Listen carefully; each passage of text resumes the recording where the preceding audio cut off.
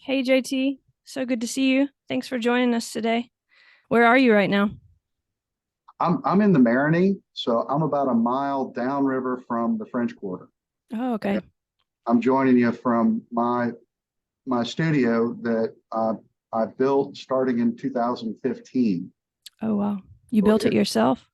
built it myself. It's a two-story steel and glass structure attached to a house that was built in 1929, which makes this the newest house on the block. Most of these houses were built in the 1830s.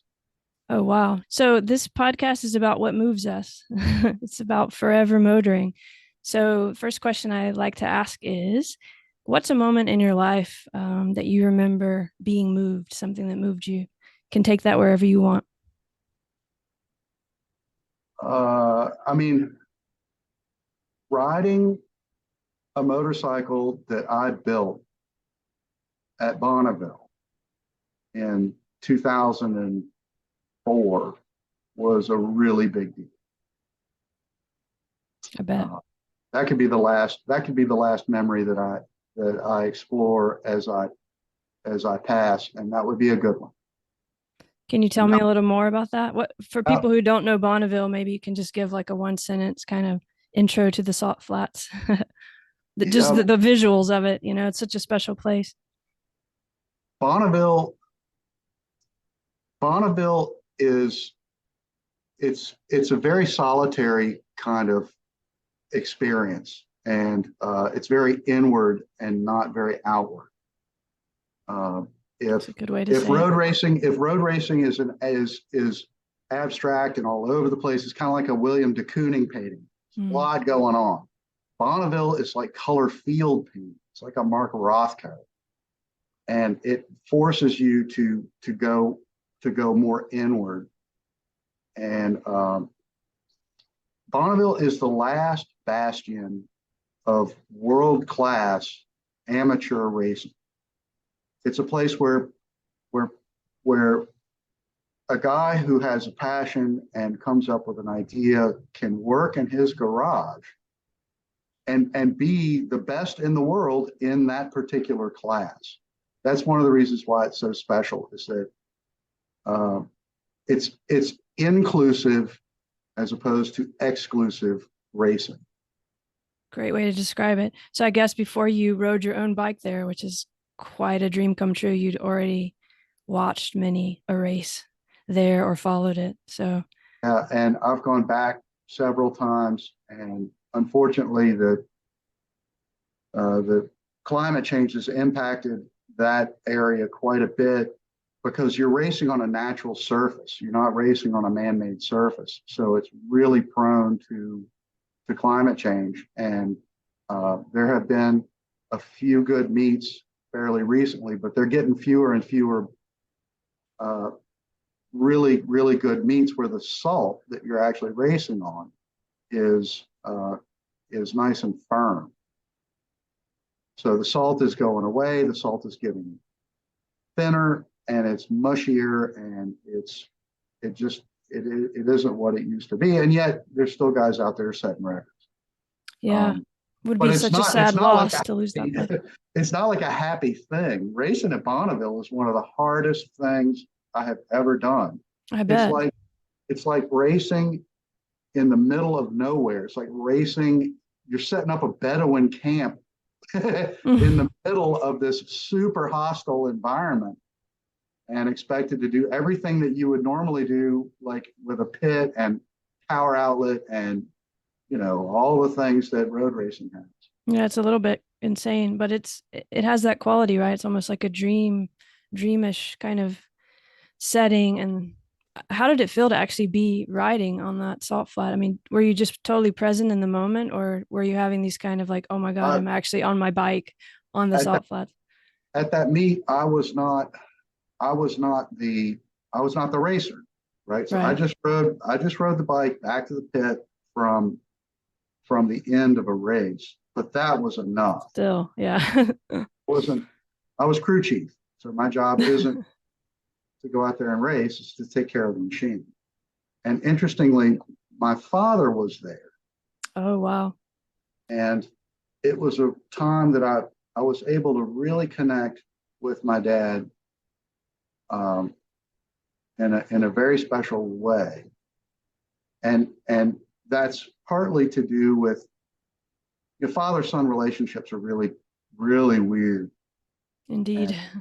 And when I was 14 years old, my father told me that if I ever owned a motorcycle, he would disown me. Oh You my. own a, if you own a motorcycle, that's it, son. You're out. You Wow. Why cannot. did he say that? Did he sense that you were going that direction or something, or was it I was maybe? a young man and I was curious, Mm. and uh, one of the guys who worked for him showed up at his office one day on a Kawasaki GPZ 900, otherwise known as a Ninja. Oh wow. And when 14-year-old JT saw a Ninja on a motorcycle, like that's it. Okay. So he Now, saw your reaction to that and he now you knew. got my attention. It's a Yeah. motorcycle called a Ninja. Ooh, Oh wow. And your dad just said, "No way, son. Don't do it." yeah, And he yeah, really said he'll disown you. That's strong language. that's verbatim. And that's when I knew that I was going to dedicate my life to spiting my father. uh So all of this is just revenge, for that flight when I was 14. uh I don't believe that totally, but No, it's all connected, I guess. it's definitely connected. And at that meet in 2004 at Bonneville, when my father finally saw this motorcycle hauling ass across the salt, he finally turned to me and said, "Son, I'm proud of you." Oh, oh, that's a pain in the chest. Wow. Had he said that much before? Uh, No, oh no, gosh. and that was real. Like it's real when your father says, "Son, I'm proud of you." When you've done everything that he told you not to do, and then Absolutely. you succeed at it. That's how you gain. That's how you gain respect. That's a life marker kind of moment, isn't it? Yeah, but what he didn't tell me when I was 14 years old is that if you choose this path, you're going to be fighting for it your whole life. Mm. Would that So, have changed your drive to do it, do you think? If someone had said, "Hey, this is like the hardest thing to do in the world." Or would it uh, made you more I, adamant? I don't know. Good Yeah, question. But I know for sure that it's been a fight my entire life. This has not been nothing's been handed out. absolutely. Well, let's talk about that a bit because how long have you been doing this now? Over 30, over 25 years or? Well, I've been involved in the motorcycle world since I was in college, Oh, wow. and I got my first bike in 1991. No, yeah, that's right, 1991. And uh, I'm a fine arts major, so I was just turning in motorcycle projects in art school. Oh, wow. And I remember I built a bike, a Moto Guzzi. I was a big Moto Guzzi guy, Ooh, I love Moto Guzzi. and I built this crazy custom Moto Guzzi motorcycle on the second floor of the studio building, and then rode it up and down the hall. Oh, And God. I had to disassemble How it did you and get away with that? Whoa. because my studio was on the second floor. I had to disassemble it and take it back downstairs to put it back together to ride it. Oh, That one almost got me expelled from college. yeah. I think it would these days.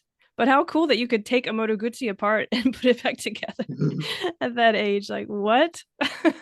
Yeah, it was that was something else. Oh But my God. I got to say, even though I struggled, uh, I mean, I got straight A's in all of my art programs Whoa. because um, I just had to do twice the work. And I got to say that a fine arts education is the most underrated education that there is. What do you mean? What's underrated about it? It teaches you how to use these your hands Your hands. and your mind in conjunction. So a good fine arts education, and I would encourage anybody who's listening to think about college, not as vocational training necessarily, but a place where you go to learn how to learn, Mm. uh, especially if you have a passion for actually making real things in the real world. Good fine arts education uh, is painting from life, figure drawing, color theory, graphic design, stone carving, metal casting, fabrication, welding, Oh, wow. ceramics, photography, especially darkroom, woodworking, and most important of all, art history, which is the history of human beings.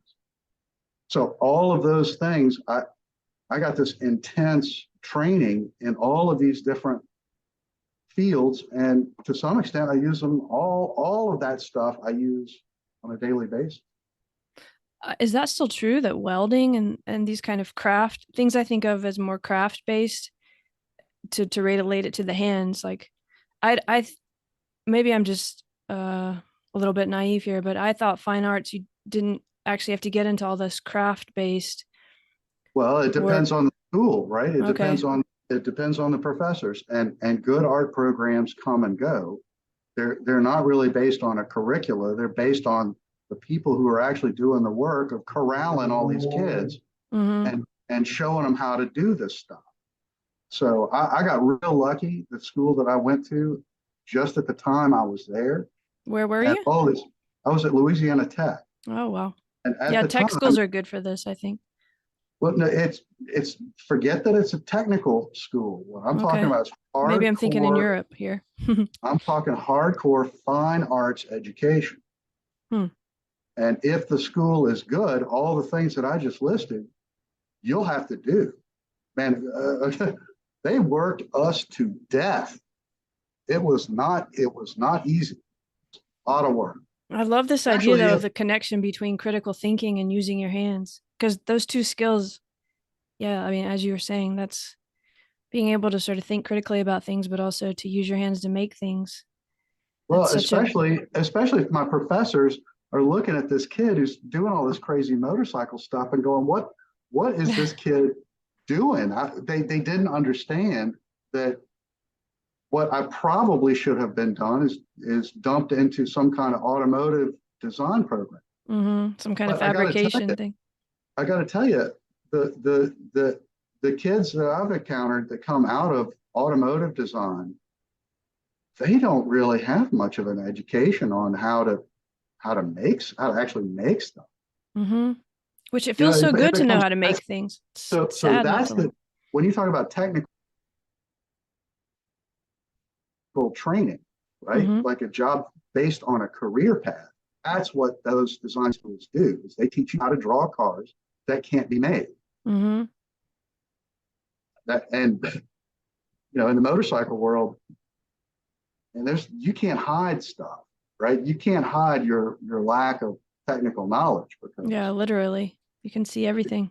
you can see everything. Did you have You to get a, convince your professors?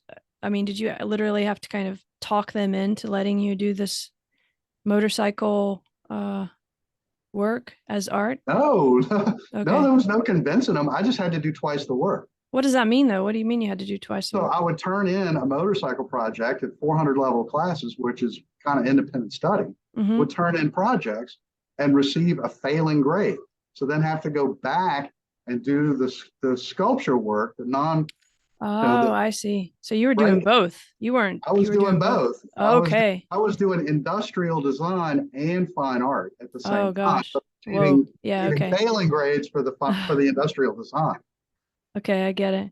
So from the But beginning, you had this design, art, engineering, technology, like it was all what you were interested in. well, I'm hugely interested in painting and color theory, stone carving. Those are the sculpture, fabrication, photography, graphic design, color theory. Those are all the basic building blocks that you need to be in this business. Yeah. Well, how did, to get up to some of your creations, because I really want to talk about them.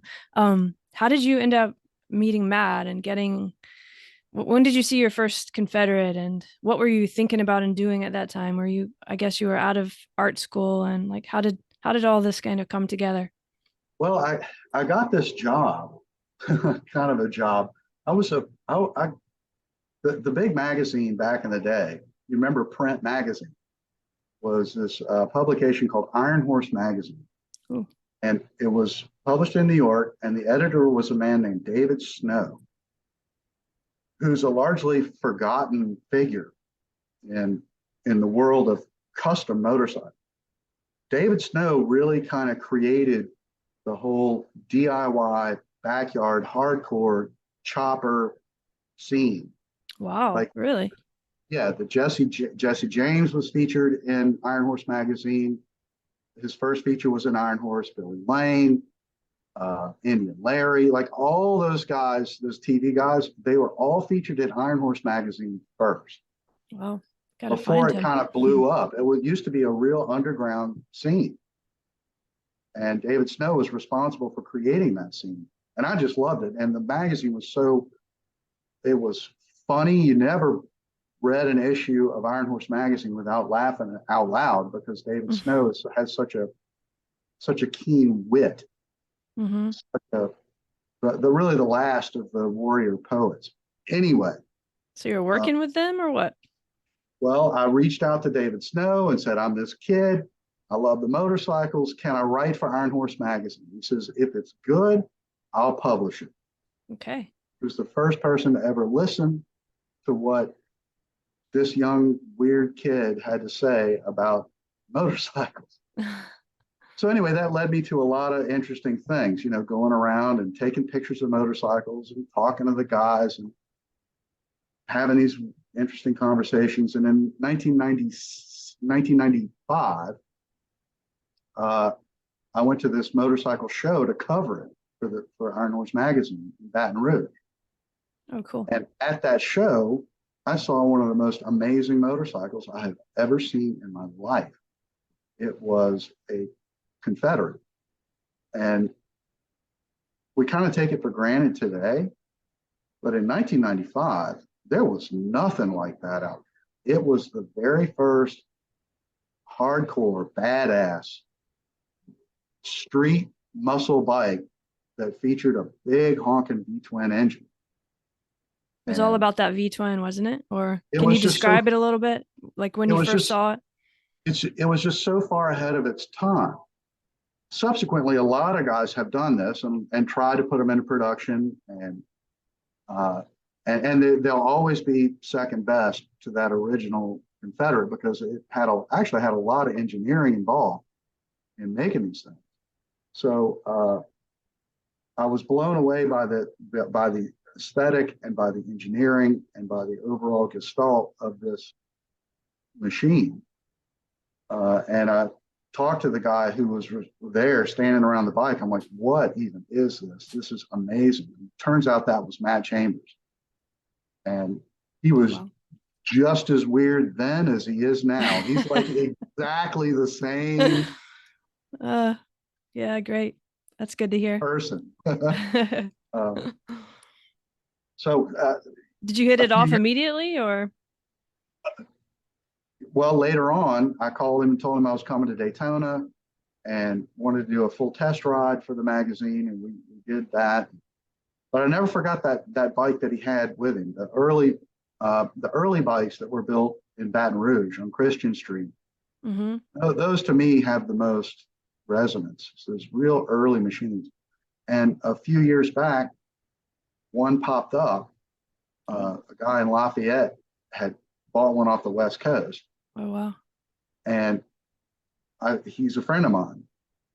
And I said, man, if you ever decide to sell that, he's like, oh, I'm going to get it running. You ever decide to sell it, call me. Well, a couple of years go by and he called me. He said, well, I just don't have the horsepower to finish this project. You want it? Oh, wow. Damn right I want it. You have one? I have chassis number 3, Oh, my. which That is, which is the exact motorcycle that I saw in 1995 when I went to the show at Baton Rouge. you're kidding. It's possibly the oldest Confederate motorcycle in existence. And It's like And almost fate or something. It had to come back to yeah, you. it's real weird. And through the process of restoration, because the bike was missing parts, it had been torn apart. It had been in Katrina. It had been flooded out and then wound up on the West Coast somehow. And it was missing a bunch of pieces. So I had to remake a bunch of stuff. And I still have the brochure and all the From that event back in the 90s? yes, Oh and man. all the technical drawings. I've later found a friend of mine has all the blueprints, hand done blueprints from 1995. Oh wow. So I was able to get this bike back together, and now I've got it. I ride it every once in a blue moon. But How what exciting. what people need to understand about Confederate motorcycles is that they're not fake Harleys. Think of it this way. A Confederate motorcycle is like an American Brough Superior, where what George Brough did is he bought in the best engines he could find, the best components, made his own chassis, and then sold it to celebrities for a lot of money. That's exactly what a Brough Superior is. And there was a period in time where Brough Superiors were just like used motorcycles that nobody really cared about. Hmm. So eventually, people are going to understand that those early Confederate motorcycles are real special. Yeah. I mean, they kind of literally are. They're just creations that are strange and unexpected and still don't even really fit very well into other narratives. They just it just needs more time. Mm-hmm. They So just how need did you, to soak in for people to understand what they are, and really for the next generation to come along and say, "Wait a minute, these are special things." so I want to know how you ended up designing with Matt, but first this fake Harley thing. Why do you say they're not fake Harleys? Is that something you hear a lot? Do people just Well, think it's like a, at the time, it was the very first like hardcore performance kind of American. It's not a cruiser. It's more of a long wheelbase. I would say it's a luxury motorcycle, but they're way too aggressive to be called luxury. It might be a luxury product, but it's certainly not a luxury experience. They mm, are brutally fast, uh, but competent. They actually go around a corner. They stop real well. Good suspension. I mean, good motorcycles. Um, but at the time, anyway, um, in about 2000, I guess, there was a real big surge of guys putting together kind of imitation Harleys that oh, happened to use V twin motors. I didn't know that. I'm Okay. talking about like Big Dog and Iron Horse and uh, Titan. I mean, there were all these little companies popping up that were basically going into the catalog and buying parts and putting them together. And they looked like Harleys and they emulated the Harley experience. Whereas the Confederate stuff, the original, was was not about buy this instead of a Harley. So it kind of got lost in the mix. But I have full faith and confidence that at some point people are going to wake up to what they really were. Well, I think you're probably right about that. But so you came in at what number was it was like this only the second or third bike, right? That he was making, Matt. Yeah, I was there from very early on, uh, and I pretty much knew at that time that what I wanted to do with my life is build motorcycles in Louisiana. So this is like a 30-year That's what you've been doing. thing that I have been fixated on. You say build. This is interesting to me because we just talked about you being kind of a, I mean, you're an artist and we were talking about using your hands and building, but also, you're known as the designer of the bike. How do you see this relationship? Is it all one process for you? Building, designing, Well, you the gotta innovation part? look. I need a lot of help to do it. Mm-hmm. I'm not a SolidWorks guy. and I'm not really much of an illustrator. I'm more of a charcoal and newsprint kind of guy who conceptualizes stuff and then works with another guy who does SolidWorks and then another guy who does, real nice, pretty illustrations. I see. But you got to have on a team that is responsible for building the motorcycles, you got to have one guy who sees the big picture, who knows a lot about bearings, who knows a lot about hardware, all the little bits, all the electrical connectors, all the weird little things, the widgets. You got to have a guy who understands widgets and geometry. And that's kind of my role. And history. I mean, the history of motorcycles is so incredibly important. Just like I mentioned earlier, if you're going to be a so-called artist, word doesn't really mean anything. The one thing you got to know is art history. Why is that so important? Well, if you're painting Campbell's soup cans in 2023, You need to know Andy. You're telling the world's oldest knock knock joke. Yeah. Right? You look like a fool because that was a joke that was played on the idle rich to fleece them of their cash. So doing Andy Warhol style so-called art, you're missing the point. The point was the joke.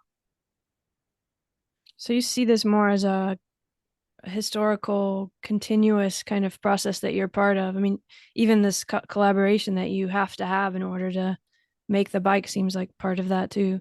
It's not a joke, I guess is what I'm saying. This is a serious. Oh, I've dedicated my whole life to this. Yeah. This is real. Like the stakes are high for me. Yes, and they are. This is what I do. This is why I'm on planet Earth. And knowing why you're here and what your purpose is a blessing and a curse. Because when you get to do what you're supposed to be doing, it's blissful. It's the most happy you'll ever be. But when you're not doing it, it's the most miserable you'll ever be. And you have no choice but to do it in a way. You know you have to do it. So yeah, whatever comes, you're going to keep going. Have you had some pretty tough moments in that regard over all? I know just the company has too, but what do you think's been sort of the hardest part of it all? Well, it's always been finding the money. Yeah. It's getting the support. That's the hardest part, is finding the money. Absolutely.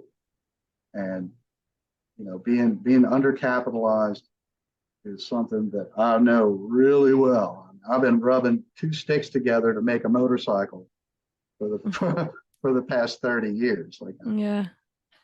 So being fully funded and have all the resources, be a nice, refreshing change of pace. But all this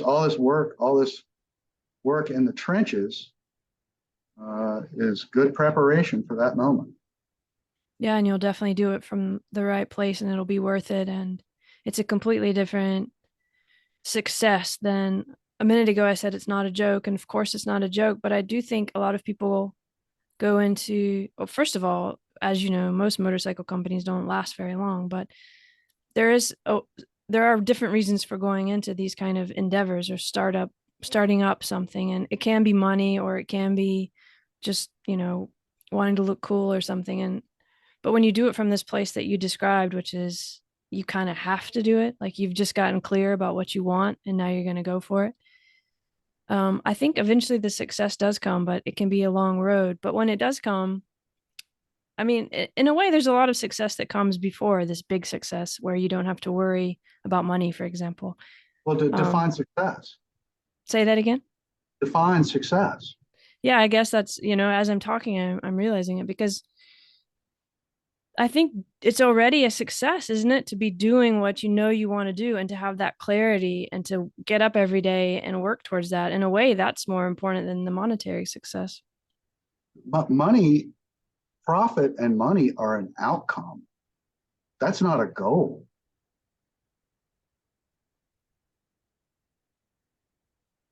And yet it's the hardest part of it all, you said. So Well, I mean, shouldn't effort be the goal, the ability to achievement? That's the goal. mm-hmm. And profit is the result of effort. Ideas have no value, That's but a big passion, statement. Ideas have no value. I can't agree with that. What do they you mean don't ideas have? they don't have any value. You mean a What has monetary value or you mean overall value? I mean overall, ideas do not have value. What has value is passion, but passion only has value when coupled with work. It's the work that has value. Sorry, my dog is making a lot of noise here. I have to apologize for that. Yes, I don't think you can separate value and work and all these things though, can you? And the idea from the idea. I mean, isn't it part of, I mean, I'm not sure. Like you have this idea, this kind of picture or vision of your life, and then you act it and you follow through on it. But that doesn't mean the idea is not important. In fact, it seems almost like the fuel behind it all. I don't know. I think that we're kind of in a place where a really strange place where people want to have financial reward from based on their ideas, and that's kind of like something that's really I hear that all the time from young people. Hmm. You Okay. ask a young person what do they want to do with their lives, they say, well, I want to be rich. I want to have lots of money and lots of employees. But they don't say stuff like, I want to build motorcycles in New Orleans. Right. Why do you think that is though? Is it that they don't, I mean, do they even think of that as an option? Because a lot of times we just kind of grow up and we see, oh, everyone likes this person who's making a lot of money and is famous. So that's probably what I should try to become because I want to be liked. I mean, you're not even consciously thinking that. You're just going with it. It's Well, the super rich people in our culture right now, it seems like they make money off of their ideas more than off of their effort. can you give me an example of But like what really, you're talking what they're doing is they're co-opting other people's. They're just thieves. They're just stealing other people's actual work. because it's all continuous as we were talking about. No one really has an original idea. Mostly you. Yeah. In other words, I'm going to develop an app for my phone, and Okay. that app is going to make me rich. But for some reason, that just doesn't really resonate with me. I don't know why I don't like that. It doesn't feel right. Mm-hmm. It's definitely weird and strange. It's like a virtual Virtual and world yeah, instead where of creating with the hands, as you talked about earlier, it's a virtual building, which I think is just a very different place to be. I do think you can build things like apps that actually help people and transport them and to talk about motoring, actually do move them in a positive way. For me, it seems more about the intention and how much you've thought about it. You thought a lot about what you wanted to do and you put a lot of effort and work into it. And, well, I'm gonna you bring know, out an old chestnut to kind of wrap this okay. up. There are two kinds of people in the world. Those who want to take a samurai sword and learn how to cut with that sword and inflict violence with that sword. And then there are those who want to know the secrets to how those swords are made. I'm the guy who wants to know how they're made. I like that. Do you think you're just born that way though? Or, I mean, I feel like I'm trying to get at some bigger thing, which is it's, there's something humans want, right? And it's something like meaning or purpose, I think.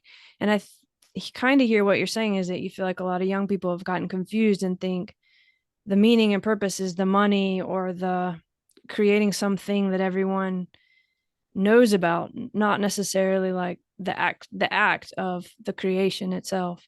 What they're looking for is authenticity. Okay. and there's very little of that You left don't, in. you definitely don't get it with the price tag. I mean, not always. I mean, maybe the price tag, but it's not the money itself that brings authenticity. You might want to pay more for something that's authentic, but that's different than, for example, someone who's really young just trying to make a lot of money in order to find meaning in their life, right? The authenticity is kind of lost in that, I guess.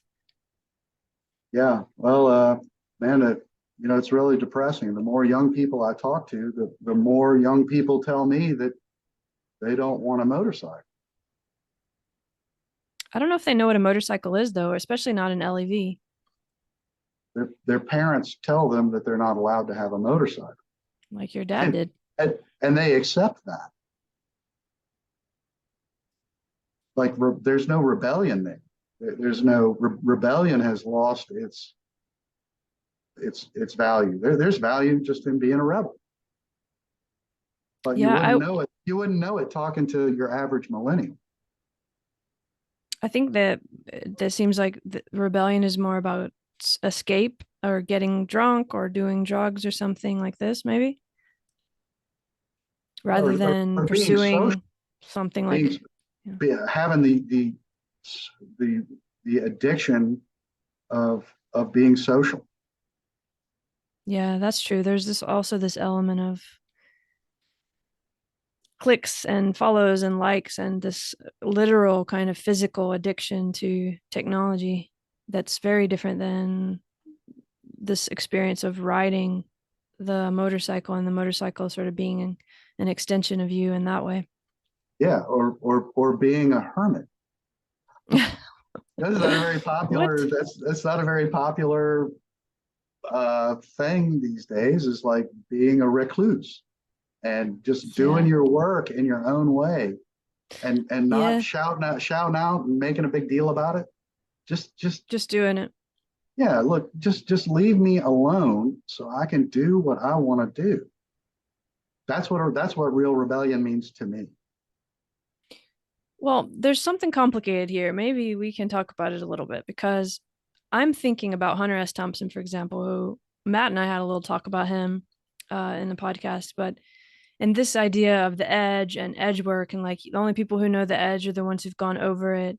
And this kind of rebellion, I think can serve a purpose, but I'm not sure that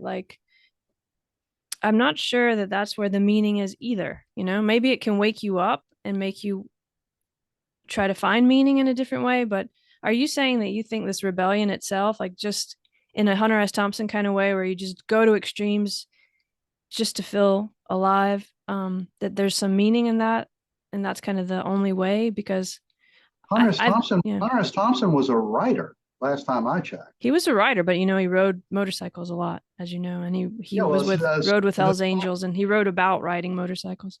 and the greatest thing he ever wrote was an article for Cycle World magazine. I believe it came out in 1992 or I don't know. 91. It was Uh-huh. called Song of the Sausage Creature.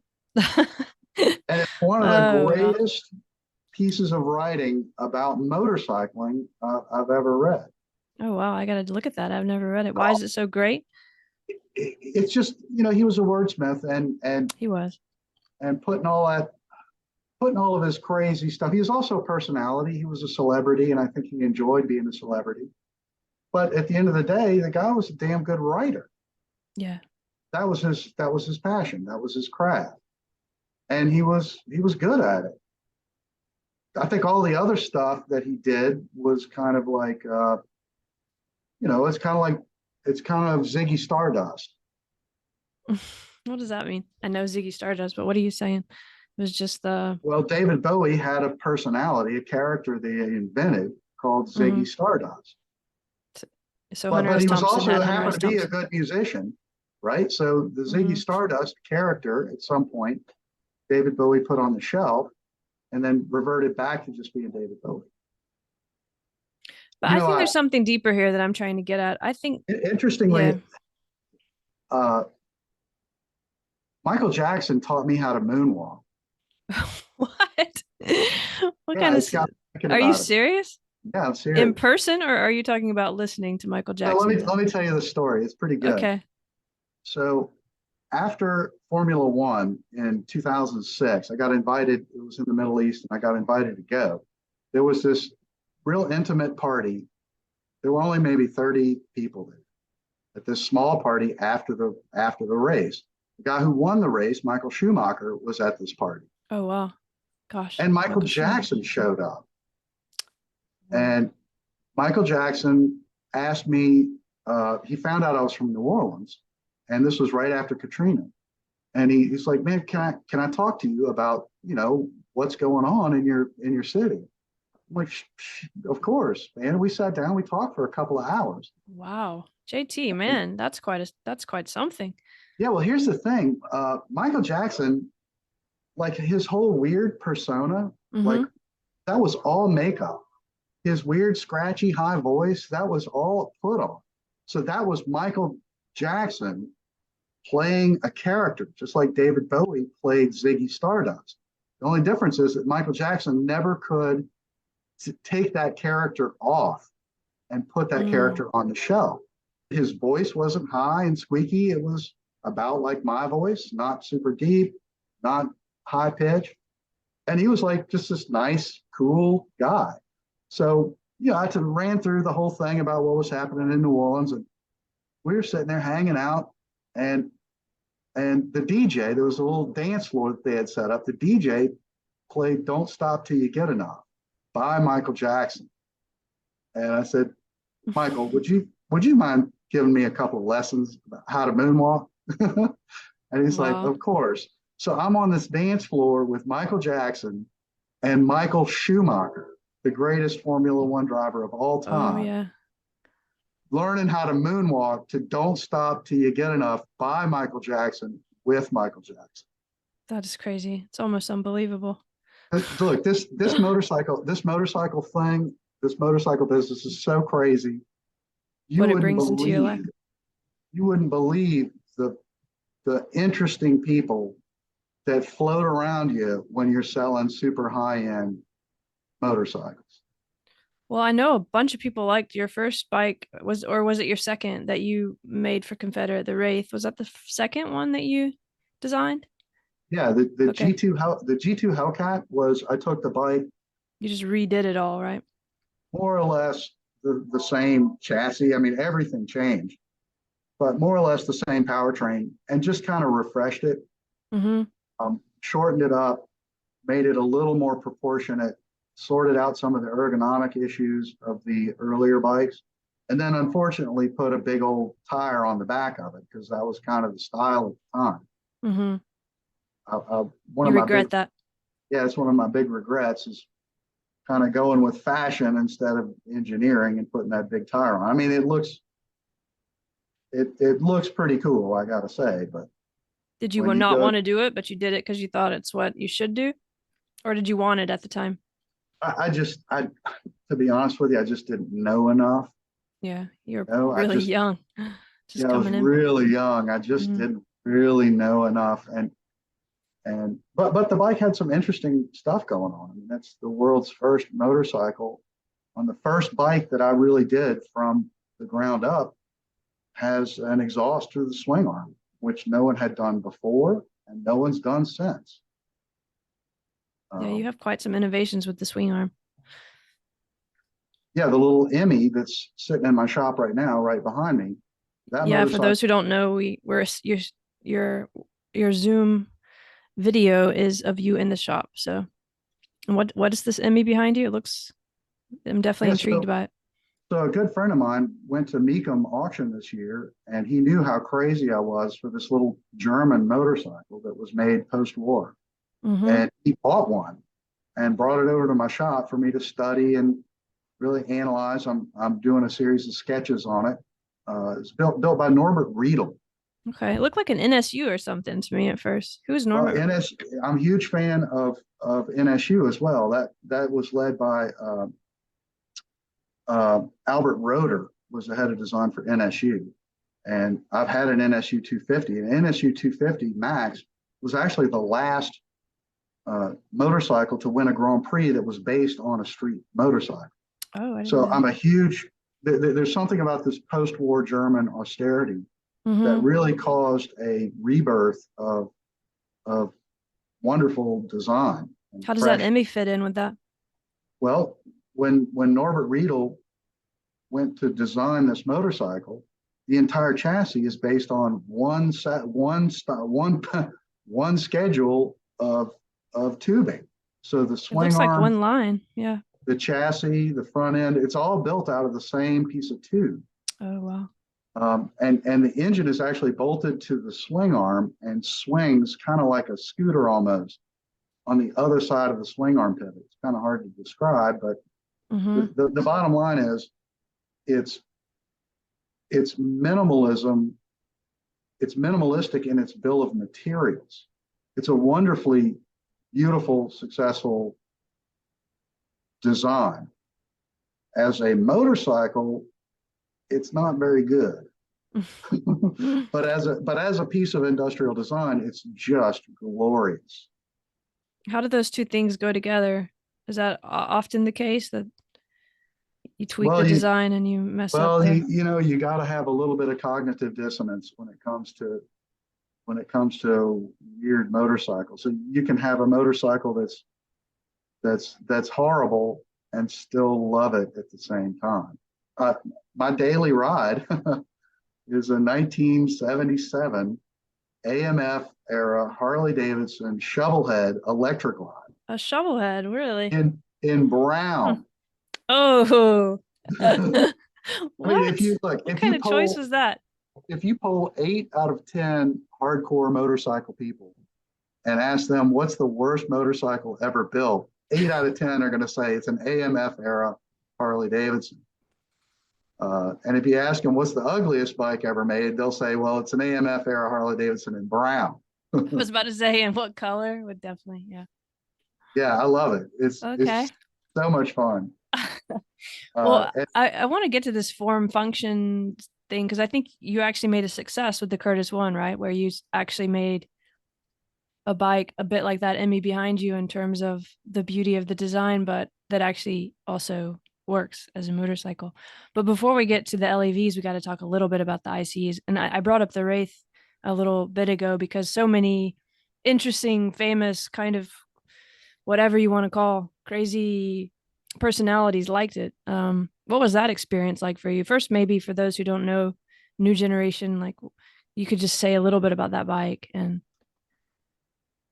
well, the most of the real wealthy uh, celebrity type people, and I won't name any names. I'm naming not Michael Jackson because he's dead. yeah. Uh, at least that's what they say. Okay, let's not go. Uh, they were actually drawn to the G2 Hellcat. The Wraith, Oh, okay. yeah, because the shape forms were real organic and kind of easier to get your mind around. So Okay. all the celebrities of the day, they were all on G2 Hellcats. Oh, so that was a Hellcat. Okay.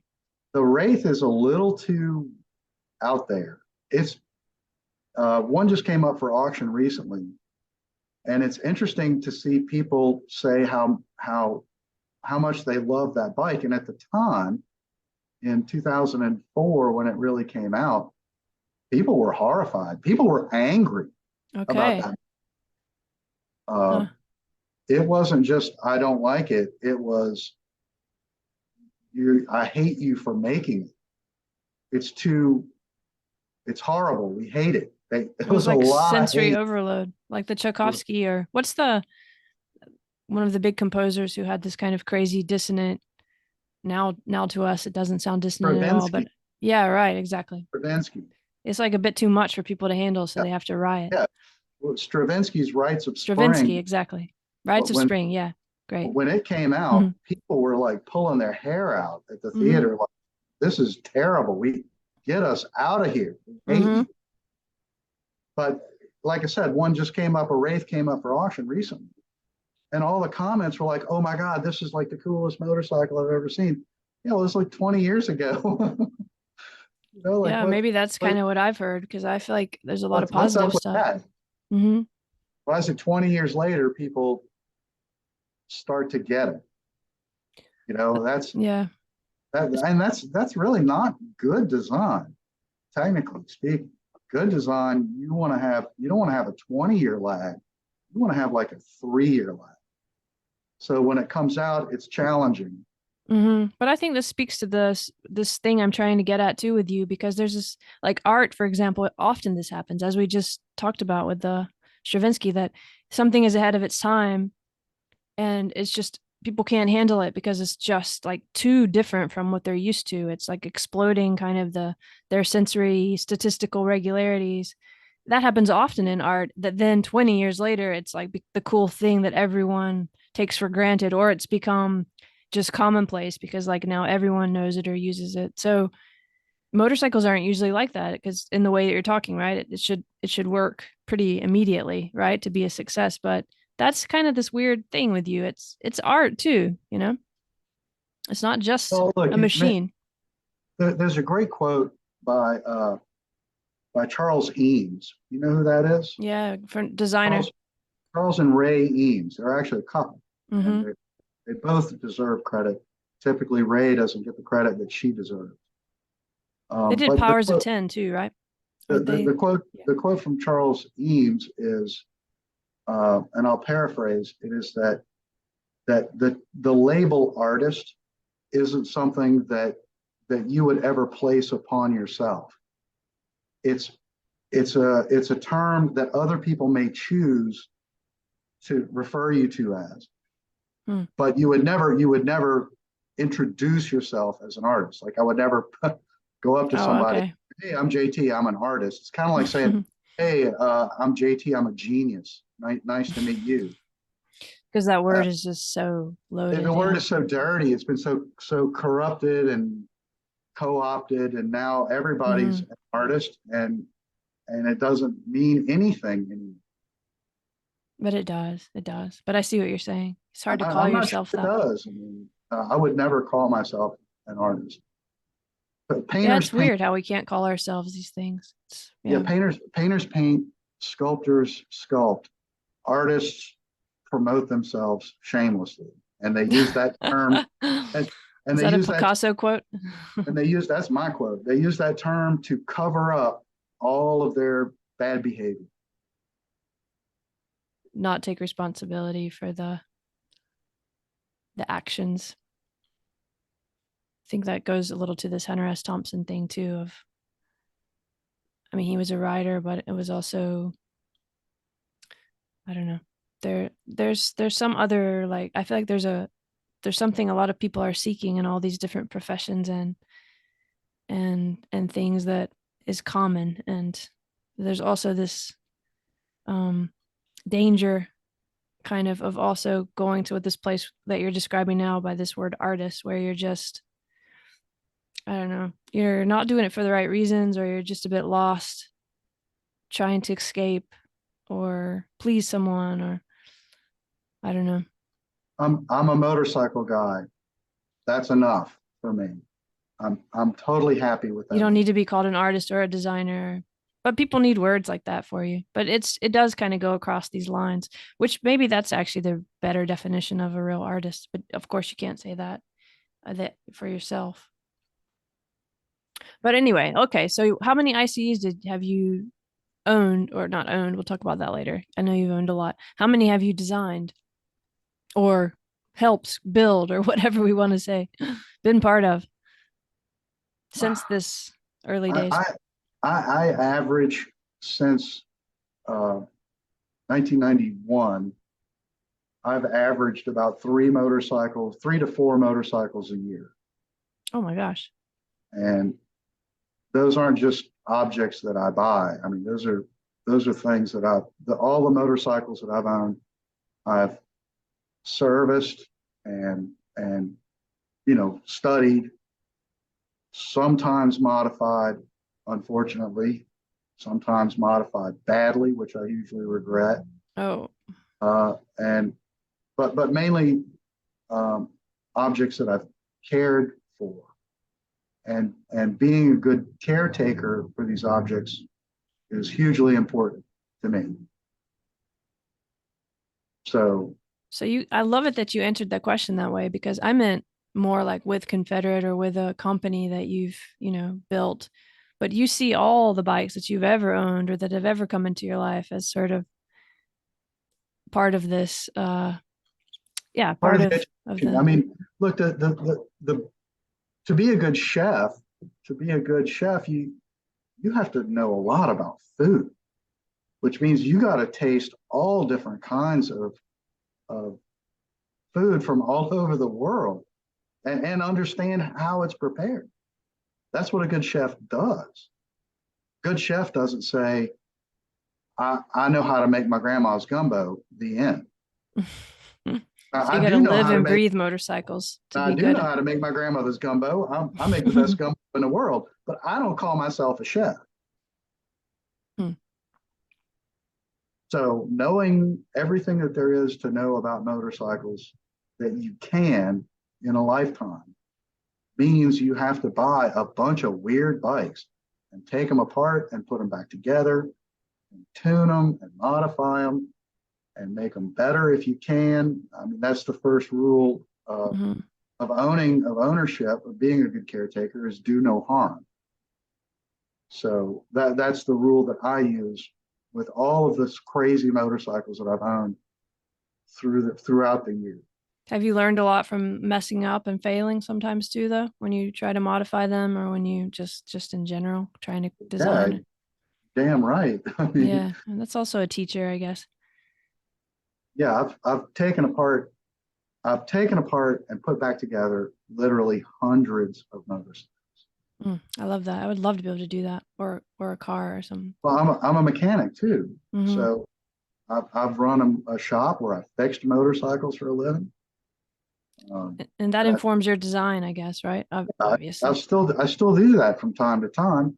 Well, I've got a couple of eccentric, wonderful friends who don't mind spending money on strange motorcycles, and whenever they do that, they're going to need service. They're going to need to be, gone through Hmm. and I volunteer. Please let me work on that. I've never taken one of those apart. I sure would like to see how it works.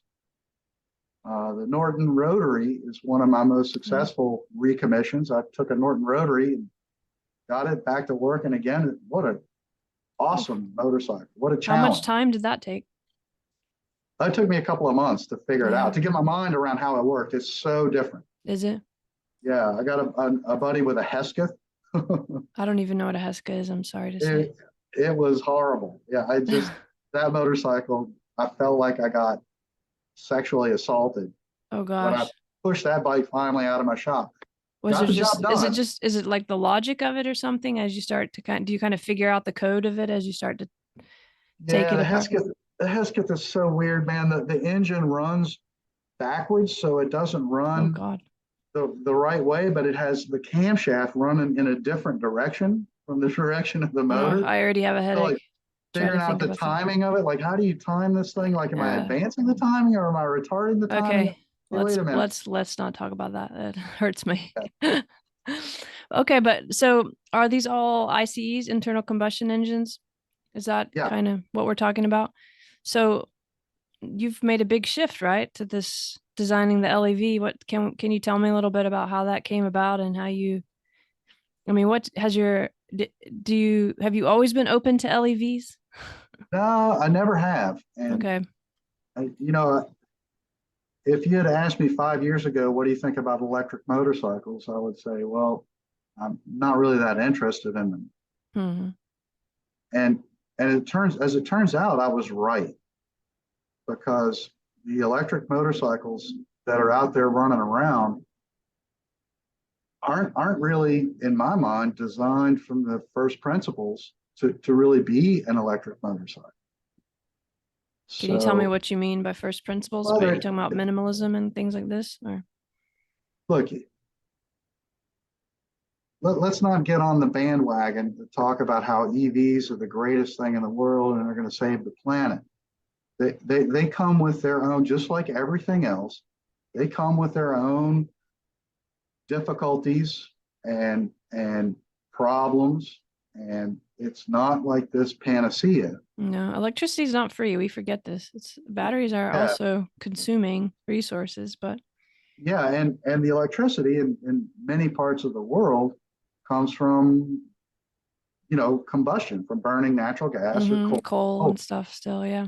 Kind of so goes back. so in many ways, uh, there's a in many ways, EVs are actually external combustion vehicles.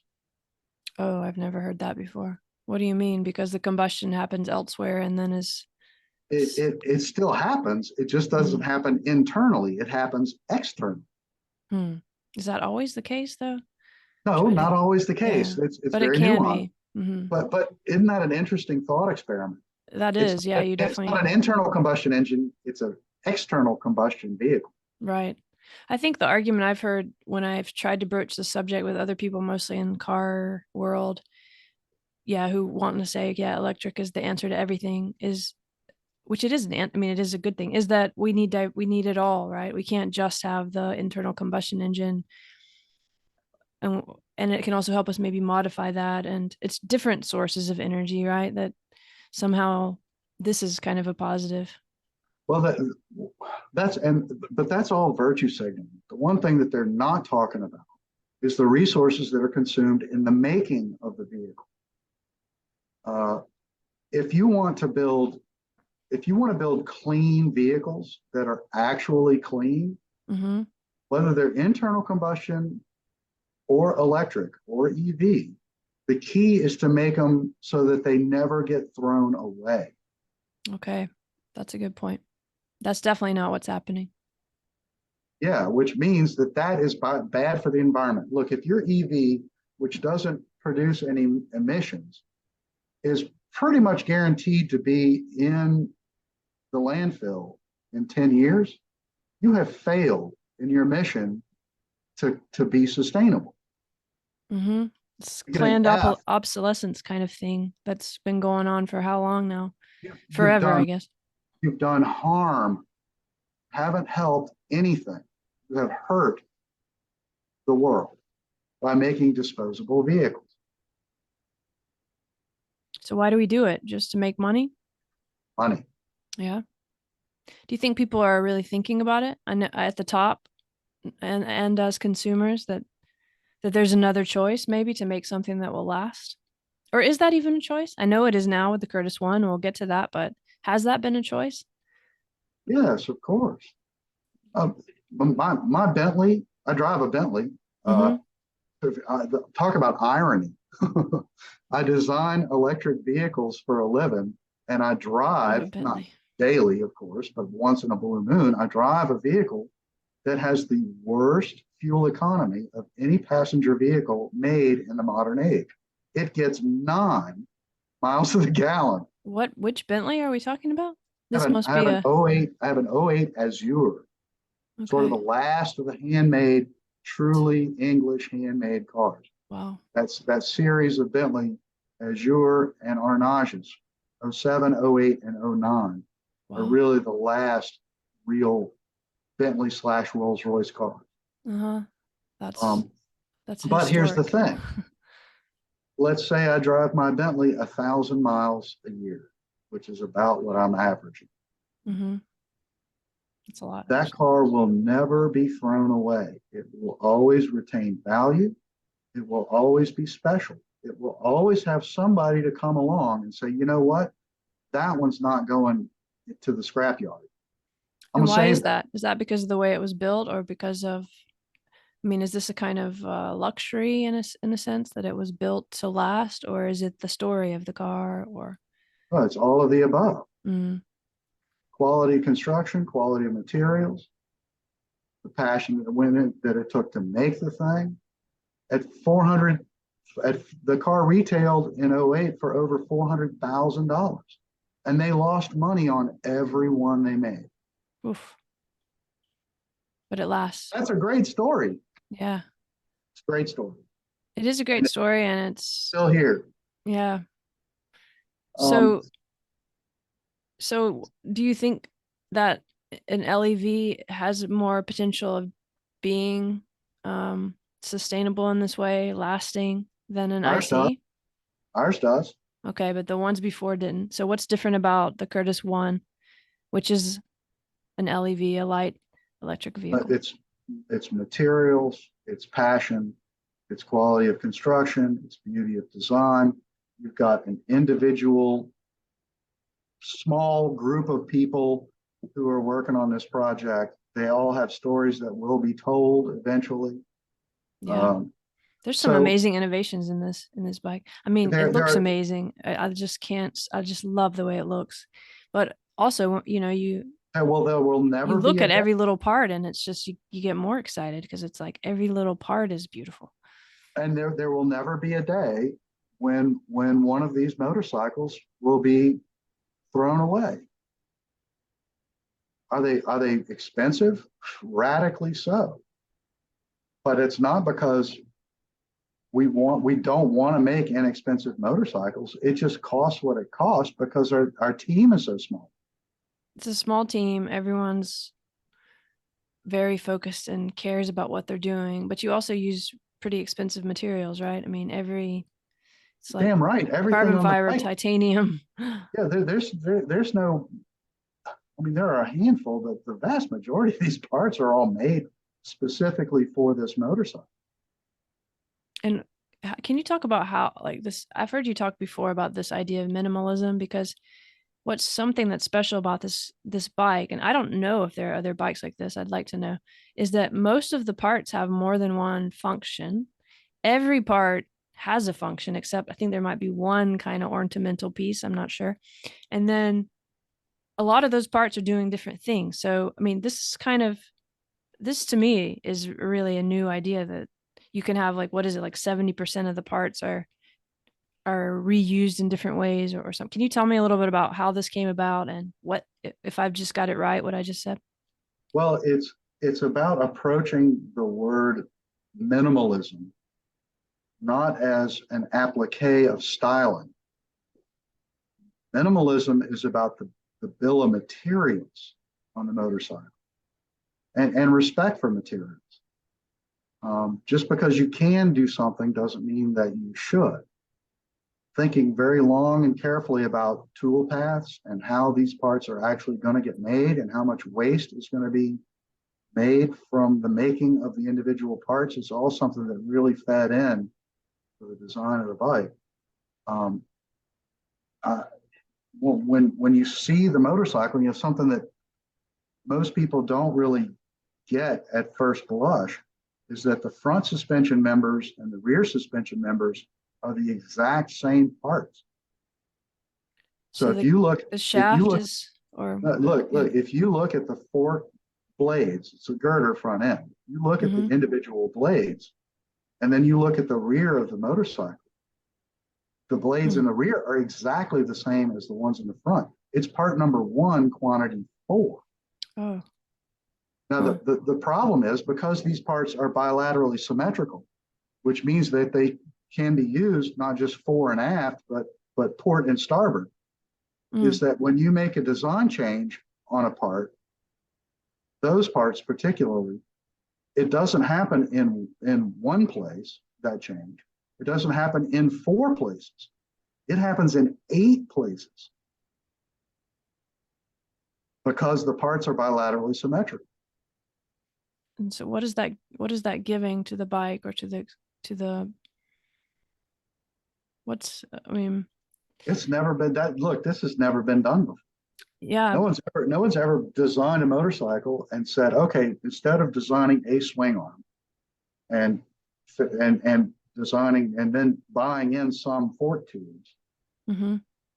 let's make the swing arm, the front and rear suspension work off the same basic parts. That's entirely new. Does that make it easier for someone who doesn't like does it make it easier to repair and understand? Well, a lot of people would say, oh, well, it's because it's more scalable because Mm. you only have to manufacture one part and then that goes all over the bike. Mm-hmm. And there is some of that, Mm-hmm. but economy of design also leads to a a lyricism visually. So there's this repetition Mm. of shape and form that even though you may engage with the object and subconsciously you get it because these forms have this melody. There's a rhythm to the design. You may not really get it at first blush, but once it's explained to you that these shape forms live throughout the motorcycle, not only in positive space, but also in negative space. Mm-hmm. I think that's the ultimate expression of good design. It's very organic too, and very you. All of you often talk about the bike as living and breathing and as an organic process. And hearing you say this about the parts, it makes me think of like earlier design and streamlining, or even kind of Bauhaus stuff, or looking to life for like life animals and bodies and things like this to understand movement. And yeah, and it is kind of that is how life evolves too, right? Reusing parts in different places. I mean, reusing patterns, the same kind of patterns recur over and over and over again in different forms of life. That's so it is really organic now that you explain it like that. I see what you mean. My my on some level, this motorcycle is a love letter to Alexander Calder, Oh yeah. But who I love invent Calder, but tell me I'm not making the connection yet because of the balance or the Calder invented kinetic sculpture. He really is responsible for inventing the mobile. mm-hmm. And if you study his work, what you'll find is this beautiful repetition of shape that moves, and the shapes change their relationship to one another, but there's a real intelligence behind it. It's uh, it's this kind of natural fluid intelligence that he worked real hard to get. I'm not going to say he was talented because I'm not going to take his actual hard work away from him. Hmm. So if you look at an Alexander Calder mobile and understand how those shapes exist in space and how they relate to one another and to the negative space, and then look at this motorcycle, I think a little light bulb is going to go off over your head.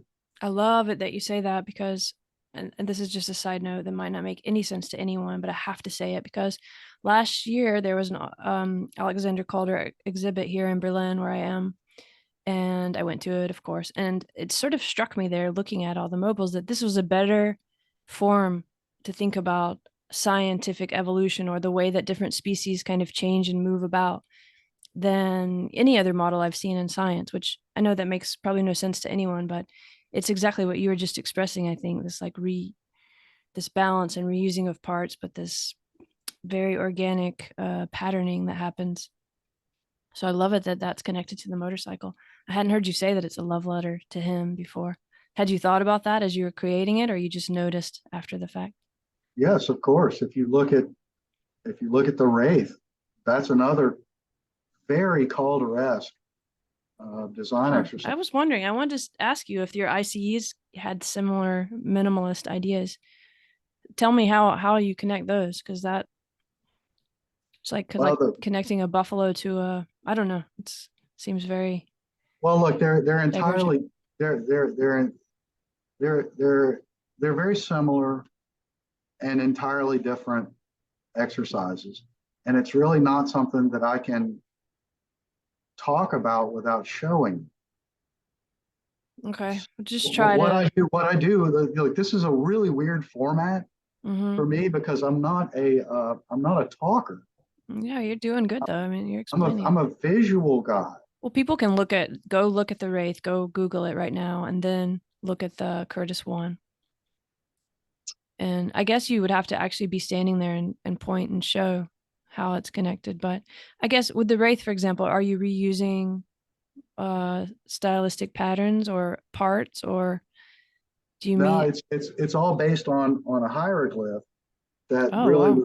was generated by the engine itself and the nature of the engine being two cylinders off a seven-cylinder radial engine. So Wow. using the crankshaft, the crankshaft centers, the journals the crankshaft to to exploding that circle to see where it goes design-wise. Oh, cool. So the Wraith is nothing but a bunch of concentric circles. And Oh, wow. and so is the Curtis One. Oh, that's fascinating. Every curve on that motorcycle is a section of a perfect circle. Huh. Do you have some Every sketches one. that you could put side by side or something of these in your notebooks from way back? You still have stuff like that?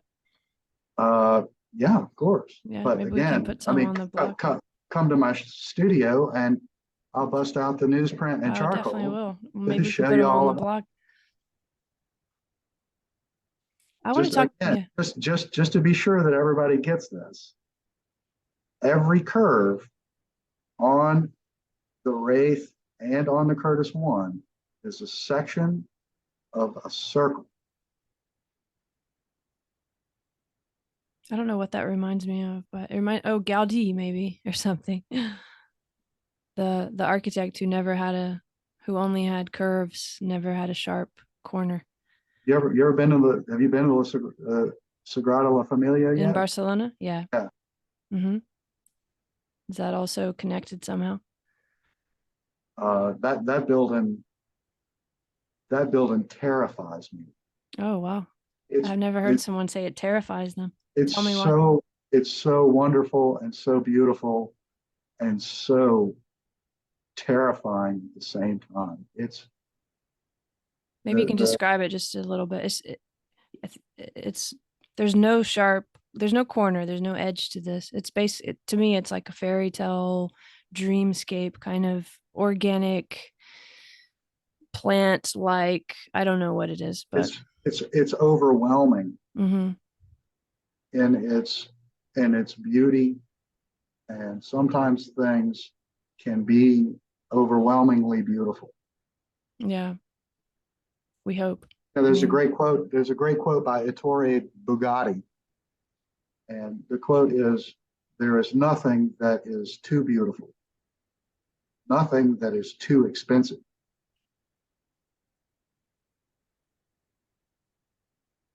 Hmm. Sometimes it's so hard though. It makes me think about, I mean, this gets a little sentimental, but it makes me think about when you love someone or when you feel love and how you can't do anything with it. You just have to feel it. And it's almost too much because you can't do anything with it. You can't get rid of it.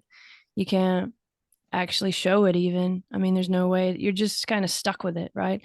I've had that feeling too with certain pieces of art or even on a bike, motoring or like driving or walking. I mean, ways that we move where or out in nature where you somehow you just you feel the connection with the world or yourself or whatever.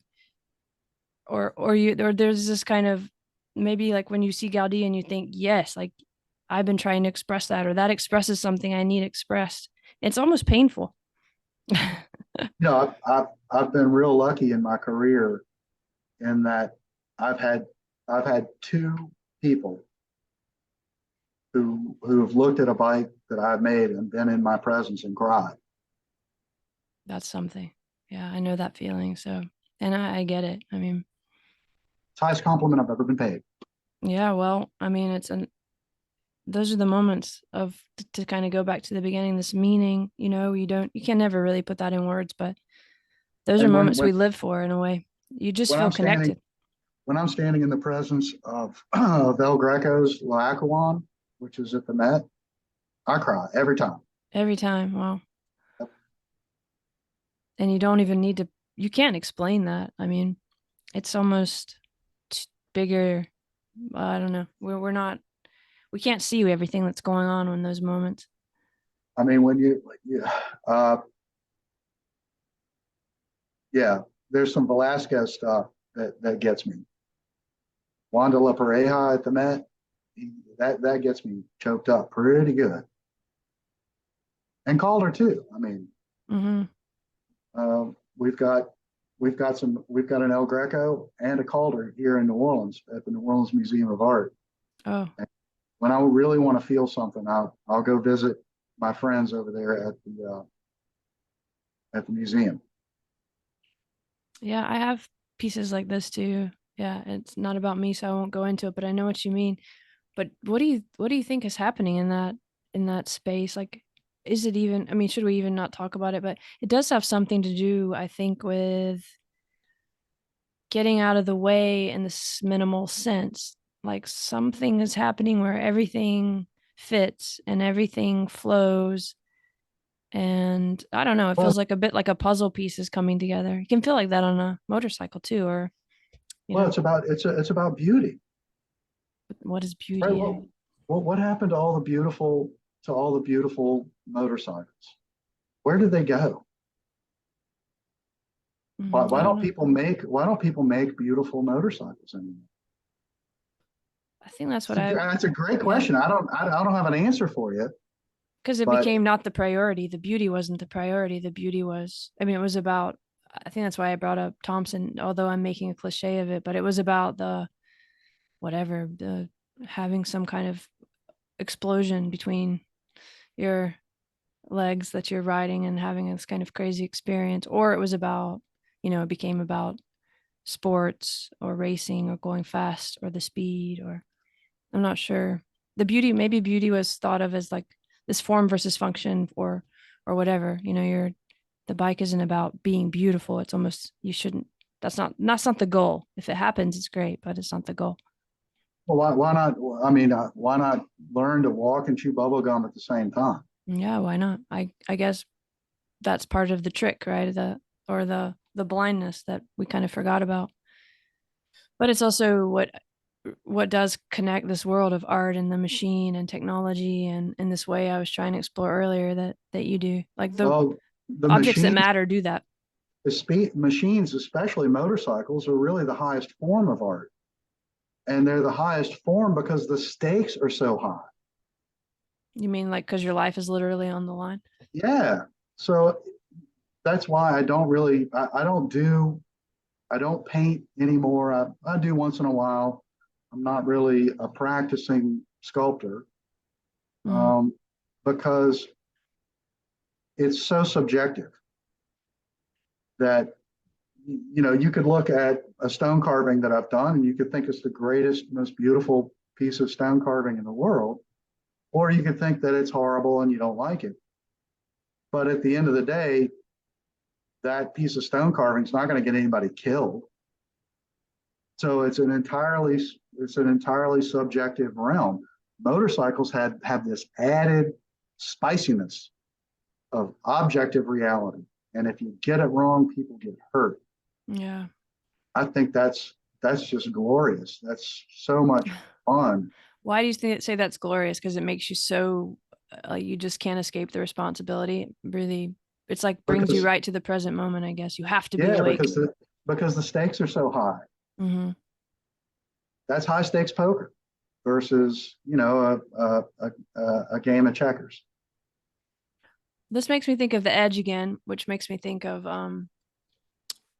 this exhibit. I think it was last year at this amazing place in the Los Angeles called the Peterson. Is it? Yeah, it's the Peterson, right? Peterson Museum, automotive automotive museum, and they put your bike in there, the Curtis one, in the exhibit called, was it Electric Revolutionaries?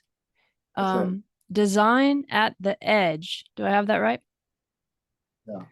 So what do you ever think about this edge? Because what you just described to me about being kind of forced to think about life and death in this way, and like this actually matters, that feels like a bit like the edge. But also what you've had to describe about the struggle of it, that's kind of at the edge too. You're always pushing at the edge of what people are used to and trying to kind of go a little bit further. But then there's also this edge of like this minimal edge, this like clean, sharp, everything's in its place idea of the edge. So I don't know. What did first of all, like what did you think when you were asked to be part of that exhibit, and what was that like, and what does this mean, this edge, design at the edge to you, if anything? It's one of the highest honors I've ever received, because the way our motorcycle was displayed, it was elevated kind of above a lot of other people's work. When I say people, I mean big time factories. I mean, Oh yeah. and Yeah, it's this the is first for people time who it, don't know, this is like the premier museum and it's amazing. You should definitely go look at it. and This exhibit. it's the first time in my life where where Harley Davidson's might, financial might, played no part, right? Because they're on my turf, which is a museum. Mm-hmm. So for my entire career, it's always worked out this way.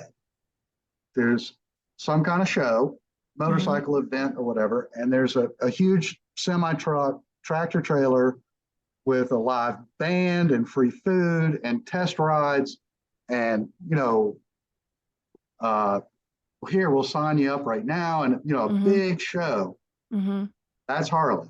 Yeah, that's And Harley. then me in the parking lot, standing behind a pickup truck with another dude baking in the sun with a bike in the parking lot.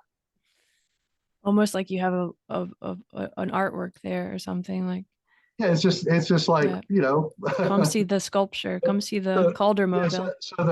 at this show, the financial might of it didn't matter. It was about design.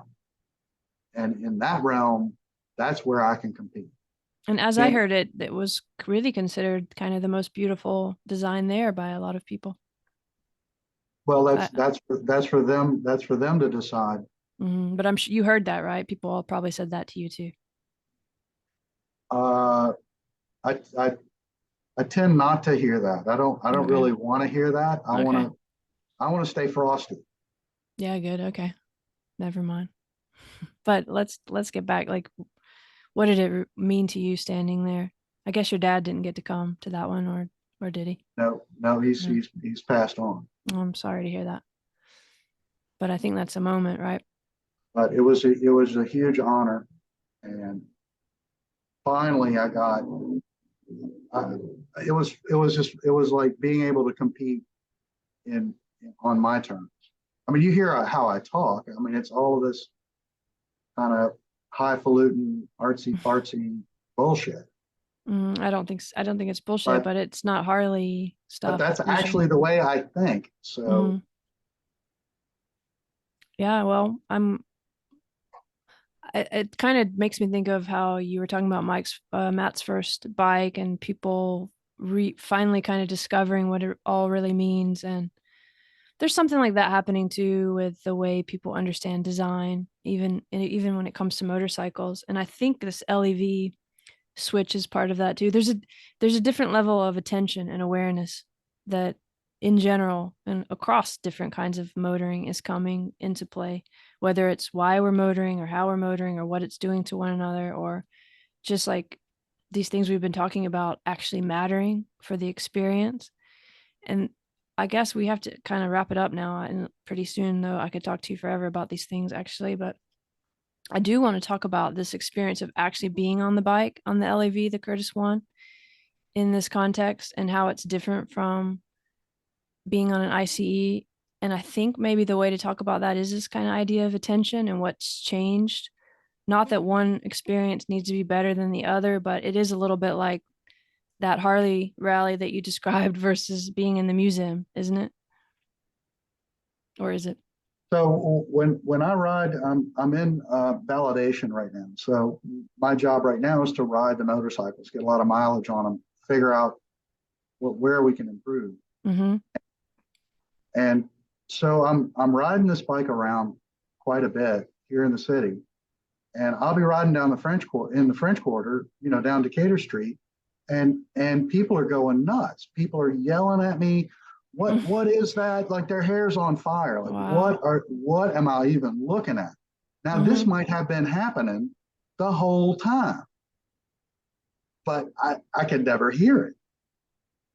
The bike is utterly silent.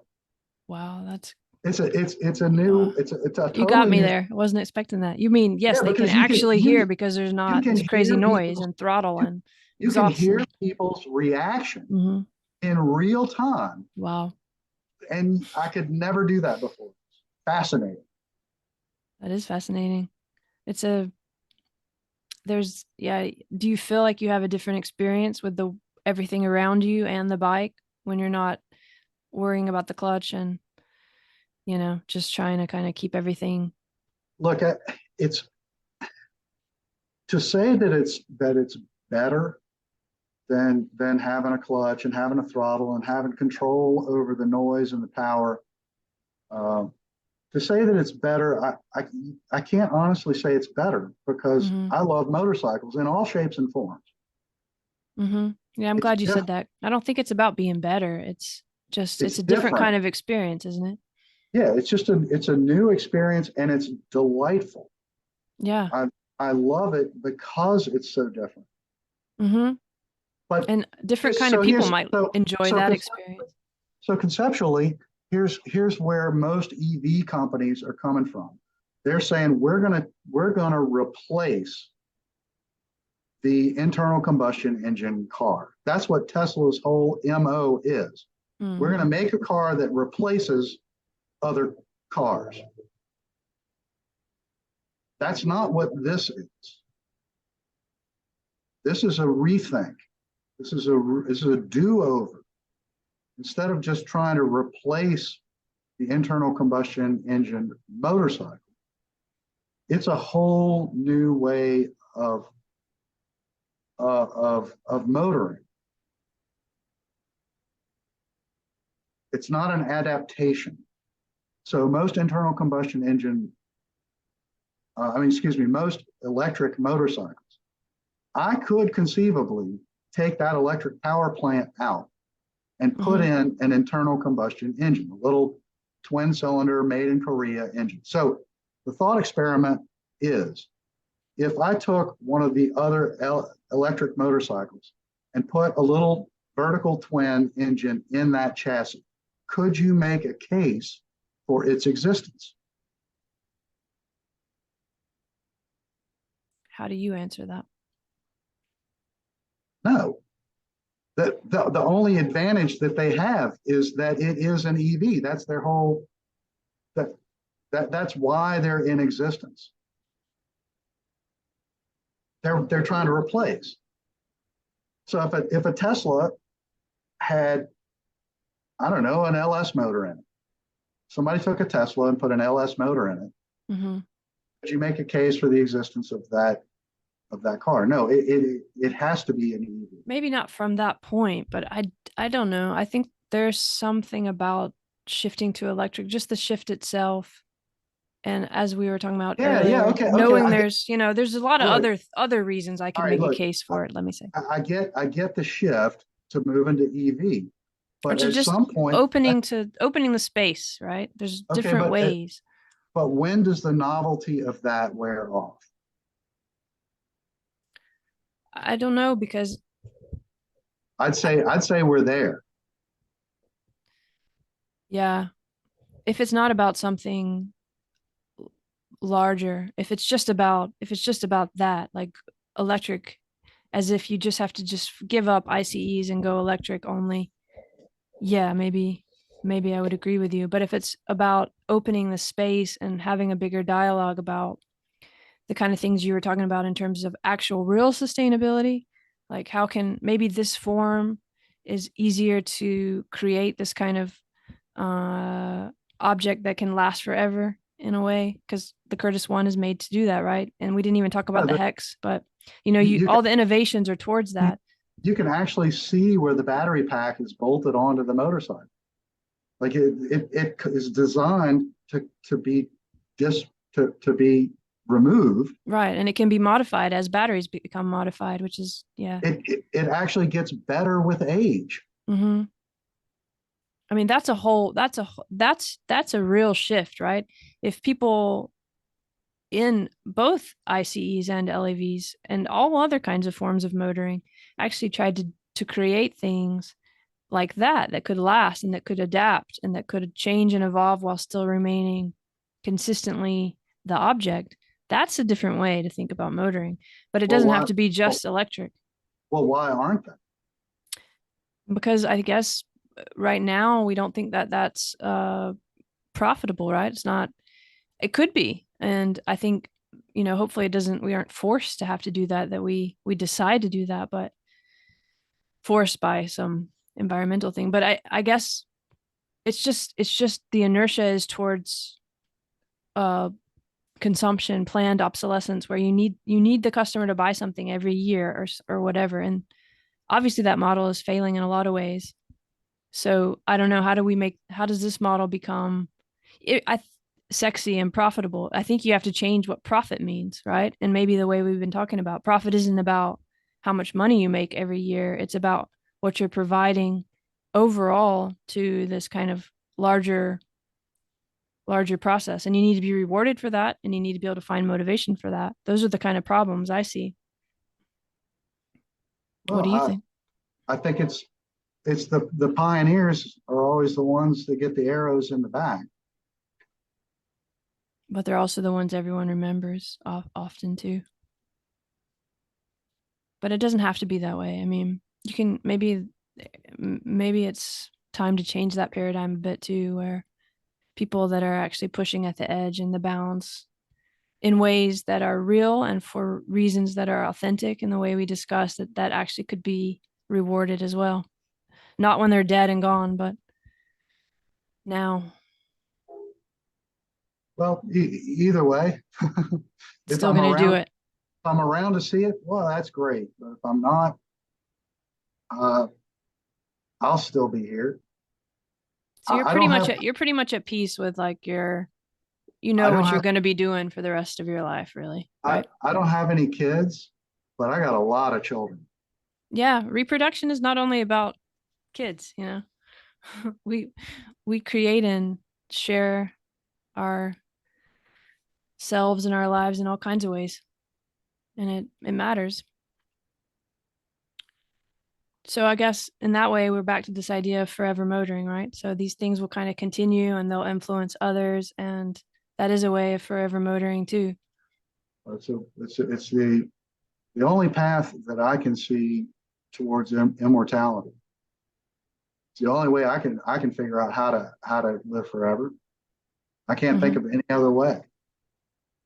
Yeah, I think I agree with you, but I would say it's not about like one individual living forever as much as it is about realizing you're part of this ongoing process that doesn't really begin or end, which I think I also feel in those moments when I'm standing in front of a particular artwork or whatever, or some trees for that matter. But there is something there, and realizing that and being at peace with your whatever your part of it is, I guess. Yeah, But also I think, what is your mhm. contribution to humanity? Yeah, you've talked about before this idea of motoring as being also part of like a lineage of respecting this lineage that you're part of, right? That's part of the Absolutely. forever motoring too, like respect for the people that came before and the ones that come after. And